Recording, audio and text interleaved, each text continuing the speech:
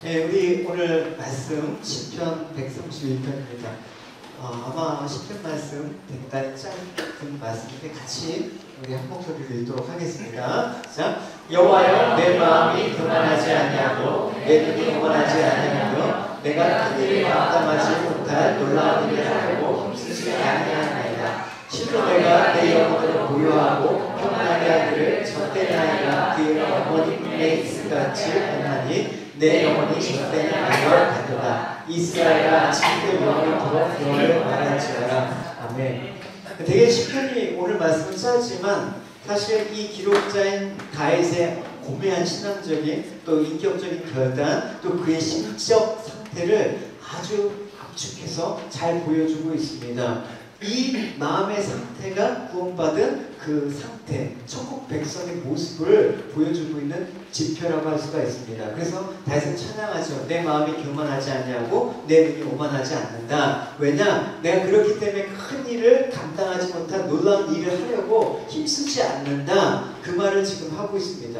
여러분, 우리가 주님의 자녀로서 우리 피조물 아닙니까? 그 피조물은 언제나 항상 창조물에 의존해야지만 살 수가 있는 것입니다. 그런데 우리가 죄를 짓고 그 타락한 인간은 그 의존의 자리에서 항상 독립선언을 하는 것이죠. 그로 인해서 뭐가 따르냐면 인생의 슬픔과 또 수고를 우리가 감당해야 되는 그런 상황 가운데 있습니다. 그 수고와 슬픔이 또 동반하는 일이 뭐냐면 경쟁이에요. 그래서 다른 사람과 함께 경쟁하면서 내가 더 큰 일을 해야 된다, 내가 더 큰 성공을 해야 된다, 내가 더 많은 것들을 이뤄내야 된다라는 그런 거에 우리가 사로잡혀서 날아가죠. 세상 그걸 뭐라고 얘기합니까? 영웅, 성공한 사람, 그렇게 얘기합니다. 그러나 성경은 그렇게 얘기하지 않습니다. 항상 그런 부분에서 우리가 갈등을 하면서 싸워 나가야 되는 게 신앙생활이라고 생각을 합니다. 그래서 구원받은 자의 모습은 그런 세상에 힘을 추구하고 세상에 소유를 추구하는 그런 모습을 뭐라고 얘기하냐면 교만하다, 오만하다 이렇게 평가를 하고 있는 것입니다. 다윗의 얘기예요.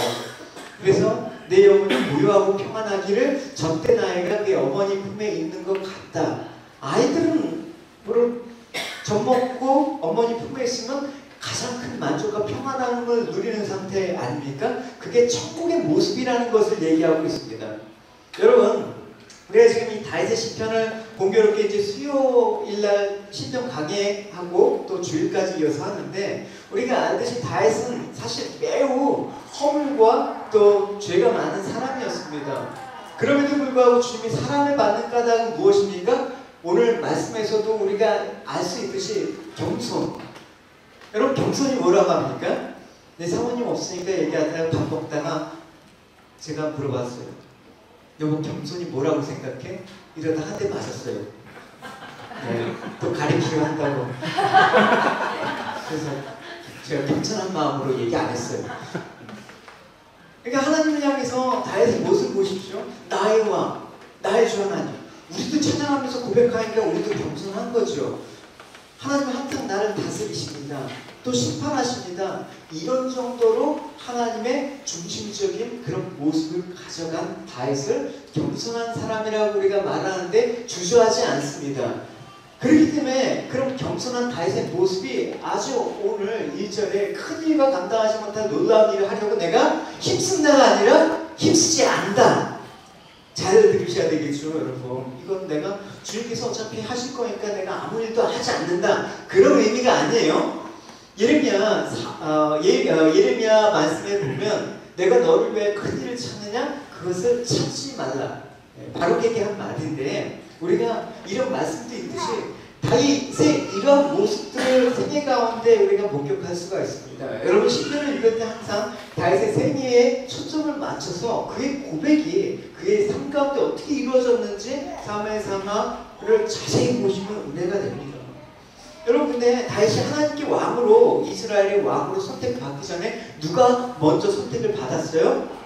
사울 왕이었죠. 근데 사울 왕은 남보다 어깨 너머로 키가 컸고 기골이 장대했습니다. 누가 보더라도 허준하니까 장군갑니다. 왕의 왕다운 외모적인 면모가 뛰어났을 것이다라고 생각을 합니다. 그리고 사울은 또 어떤 사람이었냐면 그런데다 또 겸손해요. 사무엘상 10장 22절에 보면 아주 이 극적인 얘기가 있죠. 사울에 대해 겸손에 대해서. 온 백성이 여호와께 여쭤보았다. 왕이 된 사람이 오늘 이곳에 와 있지 않습니까? 사울 얘기합니다. 그러니까 여호와께서 대답하셨다. 그는 지금 마차 사이에 숨어 있으니 찾으면 만날 수 있을 것이다. 사울은 자기가 스스로 왕이 될 제목이 없다라고 생각하니까 부끄러워서 도망가서 숨었습니다. 그러니까 사무엘이 사울이 숨어있는 이 모습을 보십시오, 여러분. 키도 적습니까? 덩치는 큰데, 보통 사람보다 큰데, 그 큰 사울이 머리를 박고 엉덩이를 내밀며 숨어있으니까, 마차 밖에 숨어있으니까, 얼마나 우스꽝스러운 모습이겠습니까? 그러니까 사울은 자기 스스로가 처음에는 왕이 되기 전에는 스스로 작게 여겼다라는 것을 알 수가 있습니다. 그럴 때 사울을 하나님께서 높이시면서 왕으로 세우셨죠. 이스라엘 초대 왕이 됐죠. 근데 문제는 누구나 겸손할 수 있어요. 근데 그 겸손이라는 것은 지속성이 있어야 되는 거예요. 끝까지 겸손하냐가 문제죠. 사울의 모습을 우리가 자세히 알 수 있지 않습니까? 시간이 지나가니까 그 겸손한 모습이 점점 교만과 또 그 타락의 모습으로 갔습니다. 선지자가 드려야 될 제사를 자기가 먼저 드려놓고 아말렉을 다시 멸하러 가는데 좋은 거 꺼내놓고 하나님께 제사 드리려고 했습니다라고 변명도 하고 뭐 이런 교만한 그런 모습들을 보게 되는 것이죠. 그러니까 사람이 여러분 지금 우리가 겸손할 수 있어요. 왜? 없으니까. 뭐 내세울 게 없으니까. 근데 만약에 여러분이 잘 돼갖고 세상 가운데 뭔가 남이 부러울 만한 거 있을 때 겸손한 사람인가? 그 사람은 진짜 겸손한 거예요. 사울은 처음에 겸손했던 사람이에요. 근데 나중에 왕이 되니까 백성들 칭송을 받고 싶으니까 사람의 그런 인정을 받고 싶어 하니까 어떻게 됩니까? 교만한 것입니다. 예. 조심하면 안 됩니다. 여기 있으니까 그냥 다 들어오네요. 예. 그래서 여러분 겸손에는 지속성이 있어야 되는 것이죠.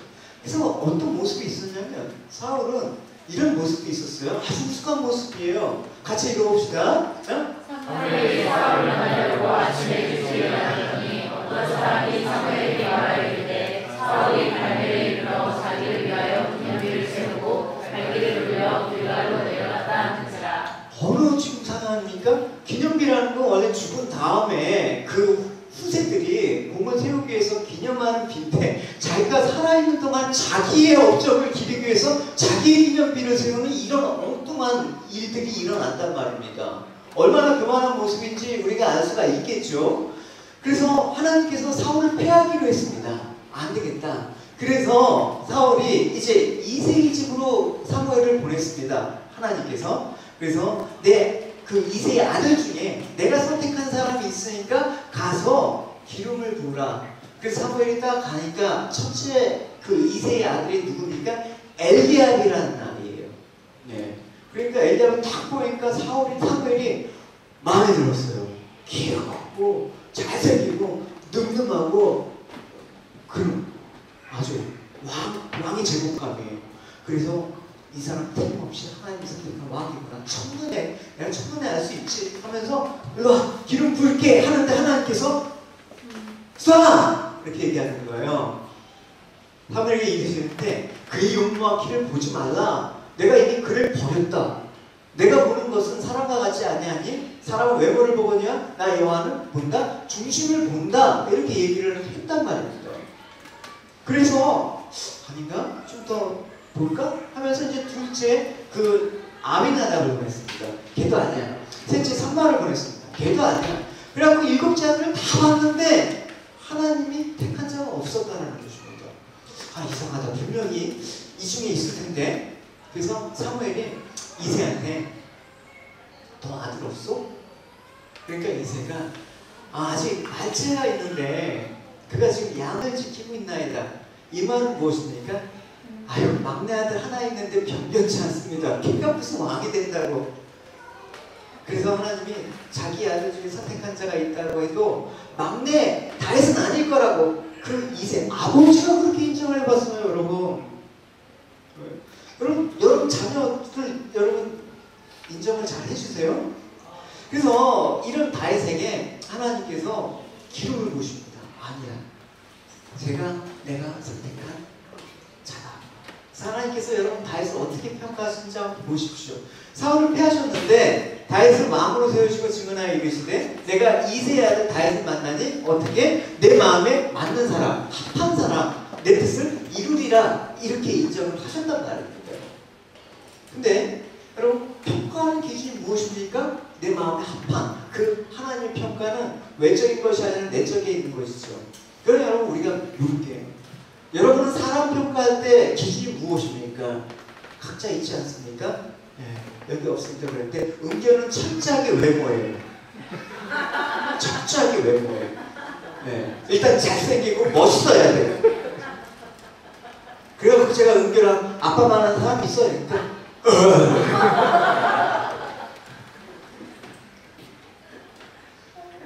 그래서 여러분, 엘리압이 억울하잖아요. 뭐 잘생긴 게 죄인가? 그죠? 뭐 잘난 게 죄인가? 거기에다가 마음까지 좋으면 따봉이지. 그죠? 근데 하나님 마음의 중심 보시면 우리는 사실 이 장면에서 이해가 안 돼. 왜 그러냐? 엘리압이 마음이 뭐 어떤 건 우리는 모른다 했는데 하나님께서 왜 그를 버리셨다는 표현까지 써가면서 그렇게 마음의 중심을 얘기하는가 궁금하지 않습니까? 그리고 우리가 사무엘기 16장에 보면 엘리압의 상태를 짐작할 수가 없는 거야. 그럼 하나님께서 그를 버리셨다고 했는데 왜 버리셨을까? 궁금해야 되죠? 그죠? 그런데 한번 찍어보자. 계시를 받아보자. 일단 계시를 받기 전에 성경부터 읽어봐요. 사무엘상 16장에 이런 궁금한 점 있잖아요. 여러분, 한 가지 팁을 드리면 성경을 읽다가 잘 모르겠다, 하나님 왜 이러셨을까 궁금하시다 그러면 겸손한 마음으로 한 장만 더 넘겨보십시오. 발견될 때가 있습니다. 여러분, 그럼 엘리압이 왜 하나님께 버림을 받았나? 한 장을 딱 넘겨보겠습니다. 이런 장면이 나옵니다. 사무엘상 17장에 보면 이런 장면이 나와요. 지금 이 장면이 뭐냐면 이스라엘이 블레셋과 지금 싸우고 있는 거예요. 여러분, 골리앗 잘 아시죠? 골리앗은 무슨 장면이란 말입니다. 사무엘상 17장. 근데 그 전에 일단 다윗이 전쟁터에 갑니다. 왜 가냐면 아빠 이세 심부름으로 와요. 야, 지금 형들은 전쟁터에 지금 참가하고 있으니까 너가 가서 형들에게 좀 먹을 것도 주고 안부 좀 물어봐. 그래서 지금 먹을 것을 갖고 지금 형이 안부를 살피고 갑니다. 전쟁터에 딱 갔는데 이건 정말 엄청난 장면이 벌어진 거예요. 블레셋 군대하고 이스라엘 군대가 지금 대치 중이란 말입니다. 더군다나 키가 엄청 큰, 저보다 조금 더 큰 골리앗이라는 장수가 그렇게 하려고 하다가 그래서 형을 찾아 이제 문안을 하는데 골리앗이 나왔고 막 하나님의 백성들 군대를 막 욕하는 거야. 그러니까 다윗이 열받은 거예요. 그래서 이 소년 다윗이 그 열받으니까 곁에 있는 사람한테 이 말을 하는 거예요. 같이 읽어보겠습니다. 다윗에서 있는 사람들에게 말하여 이르되 이 블레셋 사람을 죽여 이스라엘의 시족을 제거하는 사람에게는 너가 배우를 하겠느냐? 이 할례 받지 않은 블레셋 사람이 누구에게 살아계신 하나님의 은혜를 모욕하겠느냐? 여러분, 지금 이 다윗의 이 말은 전혀 잘못됨이 없습니다. 이게 왜냐면 아니, 하나님 군대라는 사람들이, 하나님 믿는다는 사람이 지금 저 할례 받지 않는 저 나쁜 놈들이 욕하고 있는데 왜 가만히 있어요? 지금 하나님의 영광이 땅에 떨어지고 모욕받는데 왜 그러고 있습니까? 이스라엘의 신앙 상태를 책망하는 것이란 말입니다. 그러면 여러분, 겸손하게 그렇구나, 우리가 믿음이 없구나, 다시 하나님을 의지해서 싸워야지, 뭐 이런 반응이 나와야 되는데 이 말을 들은 형 다윗의 형 아까 엘리압이 탁 나와서 다윗에게 화를 낸 거예요. 화를 내면서 말한 장면이 이거예요. 같이 읽어봅시다. 엘리압이 다윗의 사람들에 대한 말을 들으자 그가 다윗에게 노를 말하여 이르되 내가 어찌하여 이리로 내려왔느냐? 그의 인명을 누구에게 맡겼느냐? 나는 내 교만과 내 마음에 안타깝나니 내가 전쟁을 구경하러 왔다. 엘리압이 다윗의 말을 아직도 교만하게 완악하대요. 그렇죠? 그러니까 우리가 생각하는 겸손과 교만의 모습이 사실은 하나님 보시는 것과 조금 다르다는 걸 알 수가 있습니다. 당시 다윗의 나이가 뭐 얼마나 되겠습니까? 10대 어린 소년에 불과하겠죠. 아마 민서 정도 나이가 됐을 거야. 근데 지금 형들은 지금 전쟁터에 나갈 수가 없는 어린 나이였음을 분명하죠. 근데 지금 다윗의 한 말은 뭐냐? 군대에게 힘을 돋두는 그런 말이 아니라 오히려 하나님 군대가 왜 이 모양이야 하고 책망을 누가 합니까? 어린 아이로부터 듣는 거예요. 여러분 생각해봐요. 여러분 제가 이렇게 있는데 제가 예를 들어 읽고 있는데 민서밖에 지금 안 보여서 그래. 민서가 목사님 설교가 그 모양이에요. 이러면 열받죠. 네가 뭘 알아? 지금 이런 상황이란 말입니다. 네가 지금 뭘 알아? 네가 지금 지금 그거 갖고 교만하다라고 얘기하는 거예요. 여러분. 그러니까 이 책망을 어린애 이게 조그만 다윗에게 들으니까 열받아. 자존심 상해. 제가 구기는 거예요. 그러니까 지금 다윗의 형들도 이 무리 중에 있지 않습니까? 그러니까 다윗의 책망은 자기한테도 해당되는 거란 말입니다. 그러니까 이 엘리압이 다윗에게 화내는 것은 뭐라고 합니까? 조그만 놈이 힘도 없으면서 네가 뭘 알아? 이게 여러분 엘리압의 모습인데 이게 엘리압의 모습입니까? 이게 우리의 모습을 보지 않으면 안 되는 거예요. 우리 사고방식이에요. 우리 세상적인 사고방식이란 말이에요. 여러분 보십시오. 지금 다윗은 하나님 근데 왜 이랬습니까? 이거 자기 입으로 말한 게 아니란 말입니다. 믿음의 고백을 한 거란 말입니다. 근데 지금 다윗은 하나님 그 믿음으로 고백하고 블레셋 군사를 두려워하는 게 옳지 않습니다 라고 하는데 지금 엘리압은 자기 상식으로 말해버리는 거예요. 그게 믿음이 아니라 힘이 없어서 그런 건데 네가 지금 뭘 알아? 이렇게 얘기해버린 것입니다. 여러분 모든 것을 믿음의 기준으로 생각하는 것이 아니라 엘리압의 사고방식은 천장에 세상의 힘을 기준으로 하는 거예요. 여러분 믿음은 아무것도 아니야. 힘이 있어야 돼. 여러분 교회에서도 이런 사고방식이 통용되는 세상에 우리가 살고 있다는 거 잊으시면 안 되는 것입니다. 그래서 다윗에게 그만한 힘이 없기 때문에 다윗의 말에 교만하고 완악하다 하면서 화를 낼 것입니다. 힘도 없는 녀석이 건방지게 말이야. 그렇게 얘기하는 것입니다. 우리의 상식이 그렇다는 것입니다. 항상 세상 것으로 측량해서 저 사람 연봉 얼마 받아? 저 사람 지금 뭘 하고 있어? 이런 걸 내가 저 사람 말하면 영향력이 있어요. 세상은 그럴지 몰라도 교회적 사고방식은 그게 안 된다는 것입니다. 그래서 엘리야과 같은 사고방식이 우리 안에 있는지 한번 보십시오. 그래서 예수님께서 이런 장면을 보고 뭐라고 하셨는지 한번 보시면 마태복음 19장에 보면 이런 얘기가 나오죠. 예수님께서 이제 무리 중에 있는데 안수하고 기도해 주시길 바라는 어린아이들을 이제 데리고 왔습니다. 부모님이. 근데 제자들이 꾸짖습니다. 왜 꾸짖었을까요? 계수하는 거, 인구 조사를 하는데 유대사에서는 이 인구에 카운터가 안 되는 사람들이 있어요. 누구냐면 어린아이, 여자. 이런 사람들은 카운터가 안 돼. 그러니까 뭐라는 얘기예요? 이 사람들은 있으나 마나 존재들로 여겨지는 사회란 말입니다. 오늘날 가서는 큰일 나는 거죠.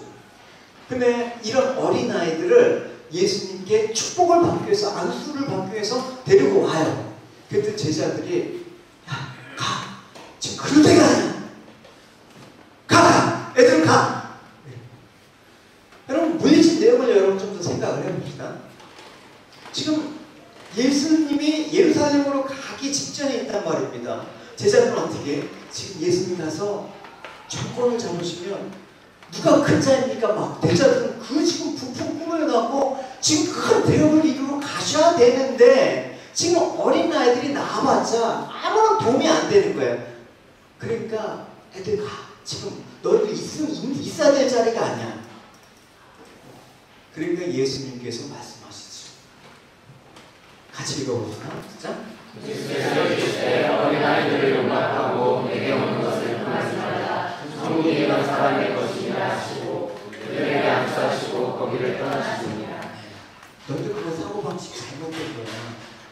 평행 본문인 누가복음에는 이렇게 기록하고 있습니다. 내가 진실로 너희에게 이르노니 누굴지 하나님 나라를 어린아이 같이 받아들이지 않는 자는 견탕고 거기 들어가지 못할 거야 라고 얘기를 하고 있습니다. 어린아이처럼 받아들인다는 건 뭐예요? 다른 사람의 명령이나 다른 사람의 말들을 지지하고 소중히 여긴다라는 사전적인 의미가 있습니다. 그걸 지난주에 가이오의 얘기를 하면서 요한 3서에서 영접하다라고 제가 얘기했을 거예요. 동일한 겁니다. 공경하면서 높이 모신다라는 것입니다. 물론 이제 어린아이는 외적으로 힘이 없고 능력이 없기 때문에 일방적으로 주는 거 소중히 여기는 것입니다. 애들 여러분 보십시오. 여러분 애들 어떨지 몰라도 저희 아이들한테는 골드코인하고 50센트쯤 어느 거 가질래? 50센트짜리 했어요. 50센트가 더 크니까 애들은 그래 아빠가 이거 더 귀중한 거니까 골드 이거 말고 요거 줄게. 아이들이 너무 좋구만. 아빠가 좋은 거 줬다고. 그죠? 제가 나쁜 거죠 어쨌든 손 거니까 그런 거예요. 어린 아이들은 뭘 받을 때 좀 그거 선별하면서 이게 좋을까 이거 줄까 재지 않단 말입니다. 그거 재는 순간 이미 어린아이가 영악해지는 거예요. 여러분 아이들을 순수하게 기르셔야 돼요. 여러분 순수하게 기르셔야 돼요. 세상에 이런 가치나 이런 그런 것들을 어릴 때부터 주입하면서 이게 좋은 거야 이게 좋은 거야 여러분의 신앙적인 그 가치들을 여러분이 소중하게 생각하는 믿음의 가치들을 잘 심어주셔야 돼요. 그런 걸로 바라보지 않고 어쨌든 예수님께서 말씀에서 보여주시는 하나님 나라는 어떻게 이런 자들이다. 엘리야가 같이 그런 것이 아니라 그냥 다윗과 같이 그걸 마음에 합한 자라는 얘기입니다. 그거를 다윗은 오늘 내 마음이 교만하지 않고 내 눈이 오만하지 않다라고 경계하고 있는 것입니다. 그러니까 여러분 교만하고 오만한 거는 우리가 막 얘기하는 것처럼 있는 체하고 막 거드름 피우고 물론 그것도 교만의 모습이겠지만 교만의 본질적인 모습은 좀 다른 측면에서 생각을 해봐야 되는 거예요. 다시 이 말을 왜 교만과 오만을 섞냐? 사무엘상 15장 보면 좀 더 교만과 오만에 대해서 얘기해 드릴게요. 사무엘상 15장에 보면 어떤 장면이 나냐면 다시 가장 힘들 때예요. 그러니까 압살롬, 아들 압살롬이 계략에 의해서 민심을 잃고 급히 도성을 버리고 도망치는 그 장면이 사무엘상 15장에 있습니다. 근데 여러분 어떻게 이런 상황이 이렇게 됐나 조금 우리가 생각을 해보셔야 돼요. 아버지에 대한 불만을 갖고 있었어요. 압살롬은. 거기까지 얘기해드리기가 좀 길으니까 생략할게요. 그래서 다시 이제 압살롬이 이제 내가 뒤집어 엎겠다 하면서 준비한 것이 뭐였습니까? 막 군사를 힘을 모은 게 아니라 뭘 했냐면 그 백성들을 자기 편으로 만듭니다. 그래서 매일 아침에 이제 아침 일찍 왕으로 막 그 왕에게 송사를 이제 의뢰하러 가는 백성들을 중간에서 인터셉트하는 거예요. 딱 서 있다가 왜 가십니까? 왕한테 뭐 억울한 일을 하소연하러 갑니다. 그래요? 제발 한번 들어보십시오. 일로 오세요. 일로. 압살롬입니까? 압살롬 잘생겼어요. 저처럼. 왜 이렇게 자꾸 말이 이상하게 하지? 제가 노망해 버렸습니다. 잘생겼어요. 충수했단 말입니다. 왕자인지 다 알았죠. 왕자 잠깐 읽어보시오. 그럼 뭐 여러분 가죠. 그러면서 왕에 대해서 이제 여러 가지 불만을 얘기해요. 그 사람들한테 자기한테 못하는데 너가 지금 하는 게 뭐라? 바른 거야. 그러면서 그 의견을 싹 들어주는 거예요. 그럼 사람이 자기 말을 옳다고 해주면 좋아하지 않습니까? 아무리 친한 사람일지라도 너 말 틀렸어라고 반박하면 기분이 상한 거예요. 내 편이 아닌 것 같다는 생각을 합니다. 그러니까 나를 옳게 해주는데 싫어하는 사람이 누가 있습니까? 그 사람들은 자기 편이 되어주는 그 압살롬에게 왕자잖아요. 그래서 감사하고 막 절을 하려고 하니까 압살롬이 절하는 걸 막는 거예요. 아이 그러지 마 하면서 이렇게 세면서 안고 입맞춥니다. 백성들을 보시면 얼마나 감격이에요. 왕자의 신분인데 자신의 손을 잡아주면서 막 그 입을 맞춰서 환대하는 압살롬의 그 인품을 보면서 감격한 거야. 야, 저렇게 겸손한 사람이 어디 있을까? 어? 다윗은 그렇지 않은데, 야, 저 사람 왕의 제목이야. 근데 성경은 압살롬에게는 뭐라고 합니까? 여러분 잘 유심해 주세요. 압살롬 왕에게 판결을 오는 모든 사람에게 이런 식으로 친절을 베풀었다. 그렇지 않아도 동쪽 이스라엘 연 지파 사람들은 유다와 다윗 왕에 대해서 거리감이 있었는데 압살롬이 이렇게 기만과 강교한 수단이래요. 그들의 마음을 도둑질하자 얼마 지나지 않아서 온 이스라엘 사람들의 마음이 압살롬에게 기울어졌다라고 얘기를 하고 있습니다. 이스라엘 사람들의 마음을 어떻게? 도둑질했다라고 표현합니다. 도둑질했대. 여러분, 도둑질했다라는 건 뭐예요? 훔친 거 아닙니까? 원래 주인이 있는데 그걸 훔쳤다라고 얘기하는 거 아닙니까? 그럼 이스라엘 사람들의 마음의 주인은 누구입니까? 그 주인 누구입니까? 이스라엘 사람 자신입니까? 제가 묻겠습니다. 여러분의 마음의 주인은 누구입니까? 여러분 자신입니까? 그래서 내 마음 그냥 가는 대로 그냥 행동해버려요? 교만한 사람이에요. 마음의 주인의 누군가의 여부는 결국 나의 주인이 누구인가로 나가게 되는 거 아닙니까? 그러니까 나의 주인이 내 마음의 주인이기도 한 거란 말입니다. 이스라엘의 주인은 누구예요? 두말할 것도 없이 하나님이시잖아요. 왜요? 하나님으로 말미암아 살아난 민족 아닙니까? 애굽의 장자의 재앙에서 이스라엘이 주가 되는데 어린 양의 피로 살아나지 않았습니까? 또 홍해에서 수장돼야 되는데 하나님께서 홍해를 갈고 그들에게 세례를 주셔서 살리시지 않았습니까? 그래서 이스라엘 백성들이 홍해를 건너서 노래한 그 홍해의 창가 15장에 이 얘기가 있습니다. 네, 같이 읽어봅시다. 노난과 두려움이 그들에게 임하되 주의 판의 힘으로 그들이 노예같이 침묵하였사오니 여호와여 주의 백성이 통과하기까지 곧 주께서 하신 백성이 통과하기까지 하였나이다. 주께서 백성을 인도하사 그들을 주의 기업의 산에 심으시리다. 여호와여 이는 주의 처소를 삼으시려고 예비하신 것이다. 주여 이것이 주의 손에 세우신 성소로소이다. 여호와께서 영원 무궁토록 다스리시도다 하였더라. 예수가 저기 성경 공부 지체 있죠, 두 분. 이거 봤죠? 우리 공부했죠? 사셨다라고 얘기했죠? 출애굽기 하면서. 기억나시죠? 정의자매님. 사셨다. 네, 기억나실 거예요. 사셨다라는 거를 제가 히브리어로 뭐라고 얘기했었어요? 나타라고 얘기했잖아요. 네, 나타. 네. 아, 복습이 필요해. 그래서 지난주에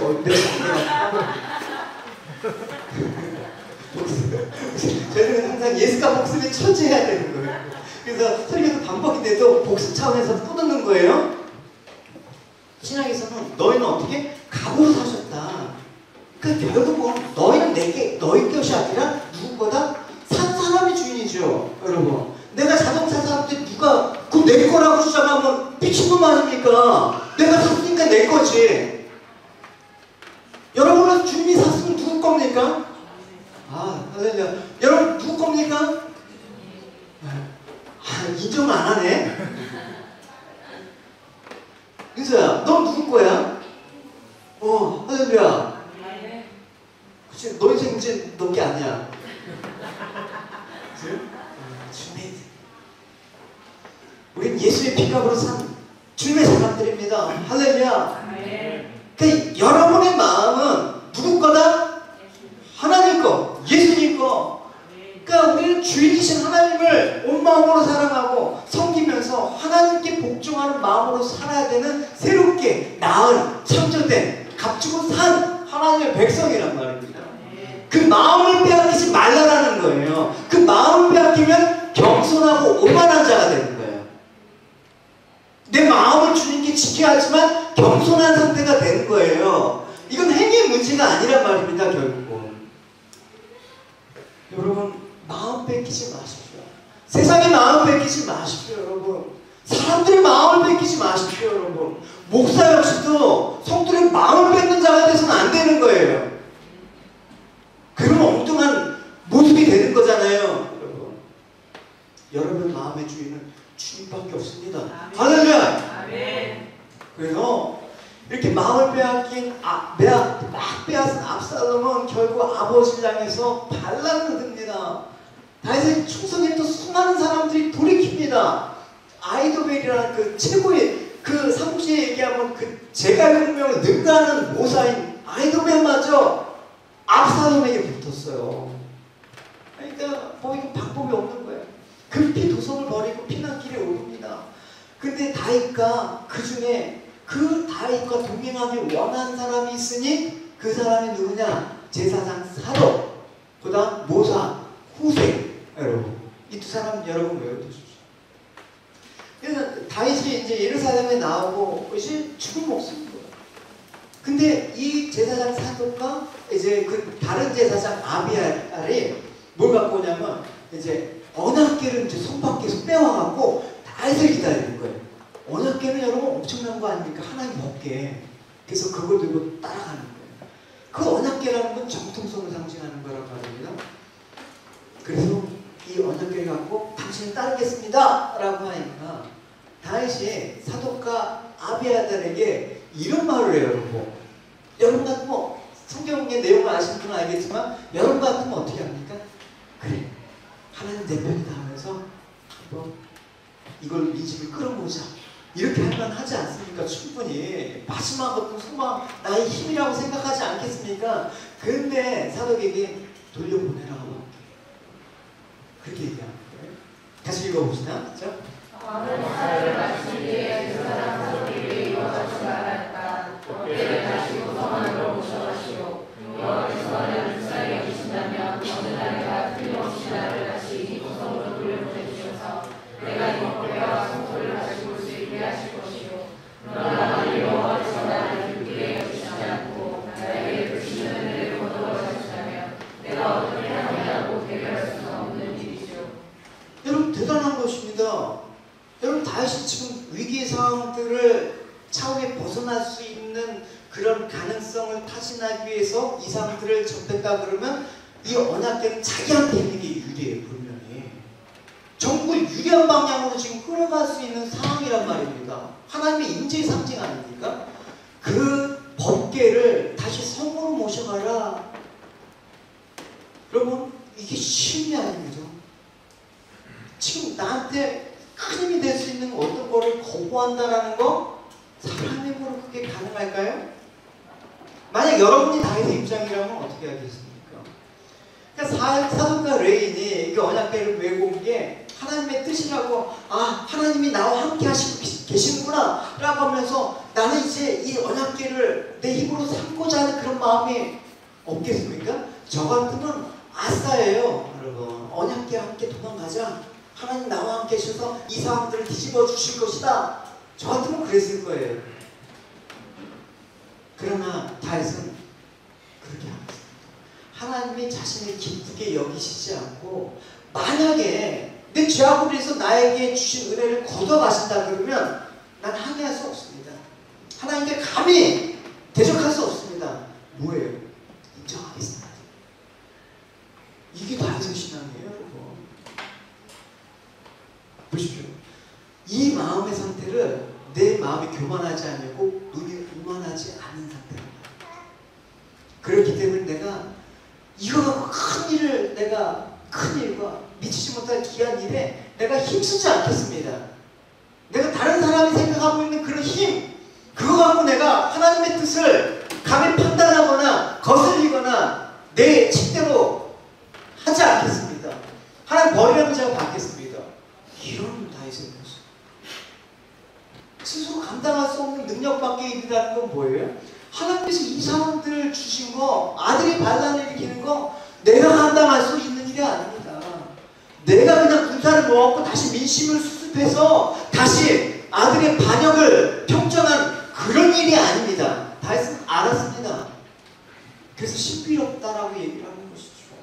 난해하다. 그 기이한 일에 내가 애써 인간적인 방법으로 힘쓰지 않겠습니다. 지금 그 고백을 하는 거예요. 여러분 많은 사람들이 자신이 할 수 있는 일보다는 할 수 없는 일에 더 많은 관심을 갖고 있습니다. 그러니까 할 수 없다는 그 일에 실망을 하면서 좌절합니다. 여러분 할 수 있는 일이 무엇입니까? 사도 바울이 내게 주신 은혜로 말미암아 너희 각 사람에게 말하노니 마땅히 생각할 그 이상의 생각을 품지 말고 오직 하나님께서 각 사람에게 나눠주신 믿음의 분량대로 지혜롭게 생각하라. 여러분 우리 같으면 만약 하나님이 나를 기뻐하시지 않는다라는 그 생각이 들면 어떻게 합니까? 아, 하나님 마음을 돌려놓기 위해서 기뻐하는 뭔가를 해야겠다. 더 열심히, 더 열심히. 당연하죠. 그래서 하나님의 마음을 돌려서 하나님이 기뻐하시지 않는 모습을 바꾸겠다. 근데 다윗은 그 얘기 안 했습니다. 하나님 기뻐하시지 않는다 그러면 내게 베푸신 은혜 걷어버리신다면 나 그대로 따르겠습니다.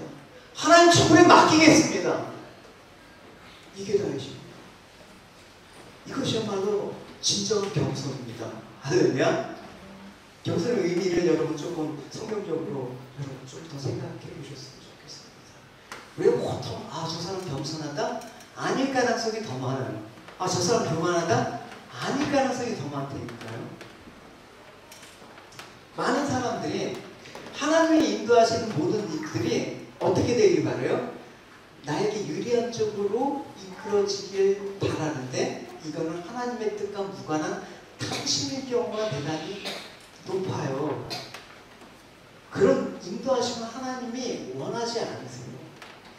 자신이 어떤 계획을 세우면 하나님께서 그 계획대로 인도해 주실 거예요. 뭐 하나님을 도우미로 삼아서 내 인생 한번 일장춘몽 이 인생 한번 끝장나게 살아보리라. 뭐 이런 폭으로 신앙생활을 한다 그러면 다 바꾸셔야 됩니다. 이건 신앙이 아니라 억지예요, 여러분. 그 억지로 여러분 신앙생활하면 여러분 주님의 교회가 턱이 안 되는 거 있지 않습니까? 하나님의 뜻은 분명해요. 같이 읽어봅시다. 나를 보내시니 뜻을 바랍니다. 나를 보내시니 뜻을 내가 주신 자 중에 내가 하나도 잃어버리지 아니하고 마지막 날에 다시 살리는 것이니라. 내 아버지의 뜻을 나를 보고 믿는 자마다 영생을 얻는 것이니 마지막 날에 내가 이를 다시 살리리라 하시니라. 예수님이 너무나 잘 보여주셨어요. 내 뜻대로 예수님 정도면 그죠? 예수님 하나님이신데 마음대로 마음대로 하신다 그런데 누가 하시는 겁니까? 여러분 그러나 예수님께서 내 뜻대로 하지 마시고 아버지의 뜻대로 원하시길 됩니다 하면서 십자가 그 순종처럼 결국 아버지 이건 뭐와 관련되어 있다? 영생과 관련되어 있다. 아버지께서 택하신 그 하나님의 백성들을 하나도 잃지 않는 데 있다. 그거에 하나님의 인도하심을 발견한 사람이 겸손한 사람이란 말입니다. 할렐루야. 저는 여러분이 겸손하기를 축원합니다. 분명 우리는 하나님 깊은 생각, 하나님 그 인도하심에 내 마음과 그 선하신 속까지 알 수 없습니다. 우리 생각은 너무나 얇다라는 거 인정합니다. 교만과 오만으로 덜덜 뭉친 우리의 마음을 어떻게 하나님 마음을 알 수 있겠습니까? 그러나 전 모릅니다. 하여튼 모르는 거예요. 지금 이 상황이 왜 벌어졌는지 알고 고백한 게 아니에요. 지금 이 도성 밖에 나가서 피난길이 오르면 어떻게 될지 모르는 상황 가운데 다윗의 고백은 딱 하나.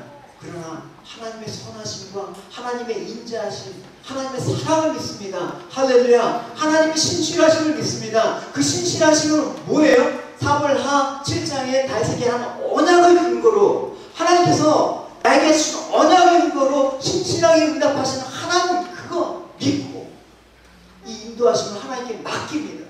설사 나를 버리신다 해도 그것도 하나님의 뜻임을 믿습니다. 할렐루야. 그 참으로 여러분 가지는 여러분이 되십니다.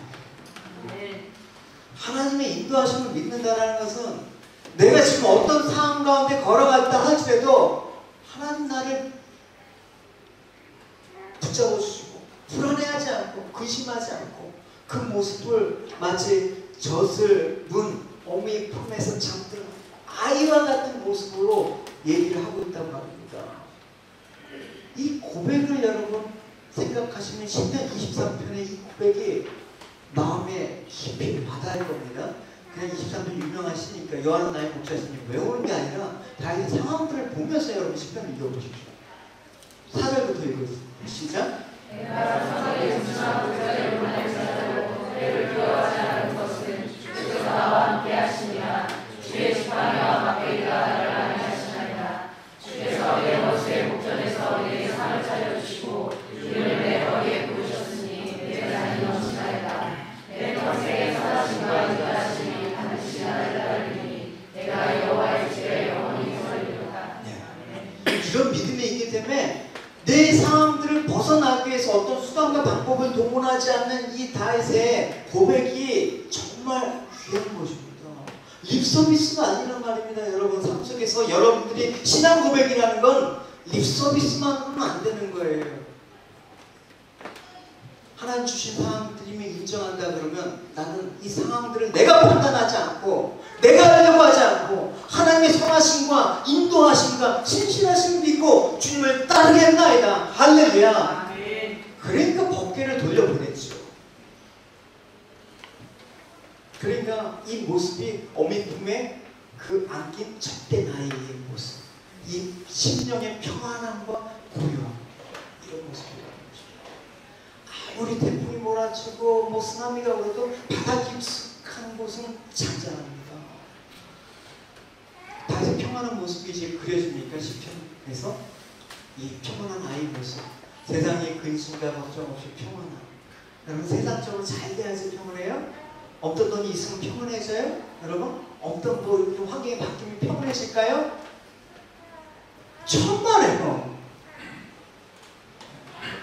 그걸로 평안할 것 같으면 전 목사 안 하고 그거겠죠.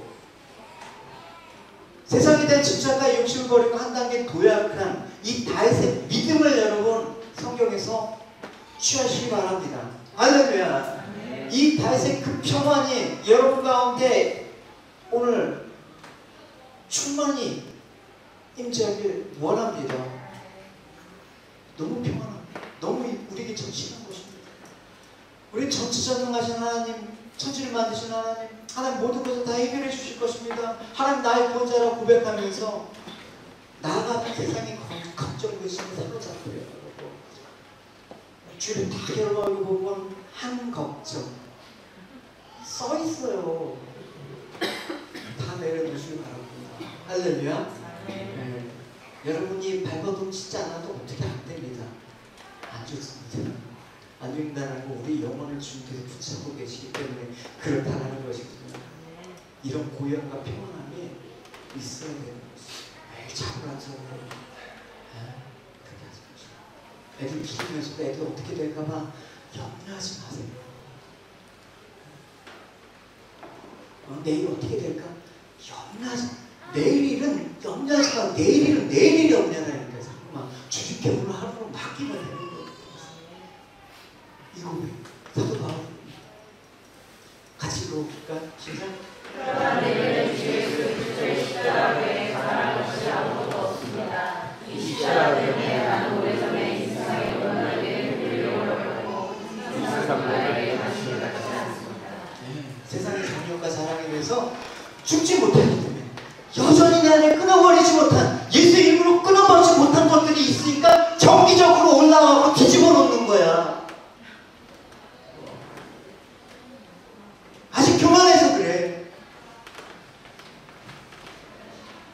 얻지 못할 거, 이루지 못할 거, 오르지 못한 거, 그 세상에 다 쓸어버리고 철저하게 하나님 안에서 내가 주님만으로 나는 만족해. 할렐루야. 그 만족을 이제 여러분만이 아니라 이스라엘아 지금부터 영원까지 여호와를 바랄지어다 선포하는 거예요. 할렐루야. 이 평안과 이 기쁨, 이 복음의 놀라운 소식을 선포하면서 내 영혼 평안, 내 영혼 평안해. 말로만 평안하지 마시고요.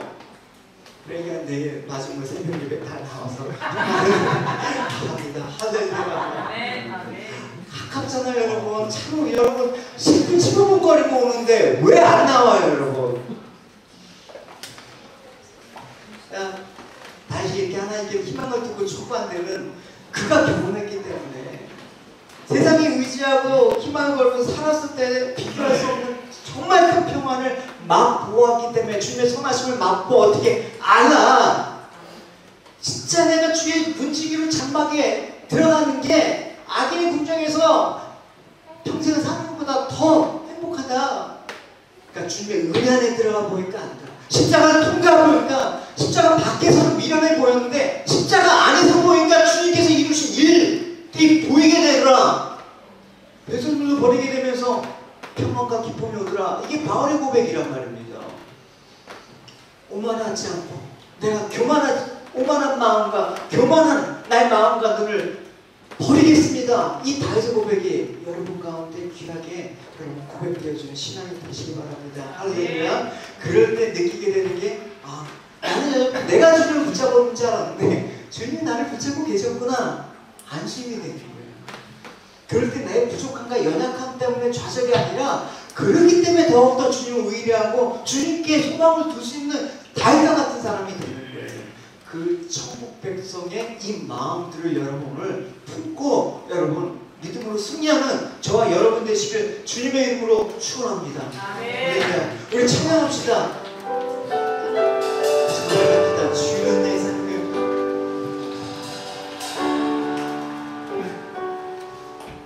주는 내 삶을 내 모든 음식들며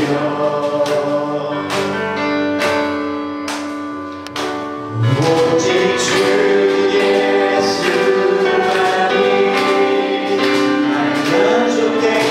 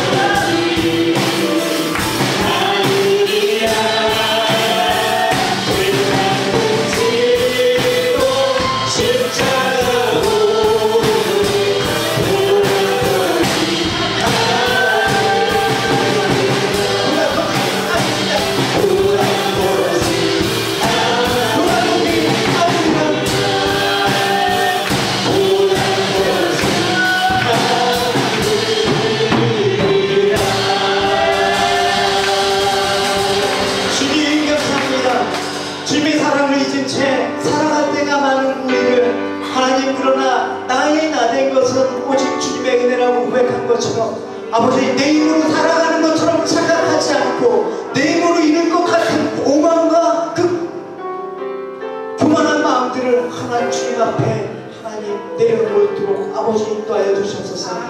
하나님의 약속 그리스도 안에서 예가 된다고 말씀하신 것처럼 나의 연약함과 나의 약함을 우습게 세상에서 여겨칠 때 세상의 힘을 갖고자 발버둥 치지 않는 믿음의 사람 될 수 있도록 하여 주시옵소서. 주님께서 이미 허락한 약속, 주님께서 이미 허락한 생명, 주님께서 허락한 이 구원의 기쁨과 감격들을 누리며 살아가는 하나님의 백성들 될 수 있도록 아버지 인도하여 주시옵소서. 헛된 영광 구하지 아니하고 예수 그리스도를 하나에서 이루실 우리 인생을 향한 그 계획들을 신뢰하며 끝까지 세상 가운데 마음 뺏기지 않고 동심하고 주님께서 이루신 일들을 기대하며 소망하며 우리의 마음 비어 이 세상 살아갈 때 불안과 근심이 아니라 믿음과 평안 속에서 주님과 함께 누리는 기쁨의 삶 될 수 있도록 인도하여 주시옵소서.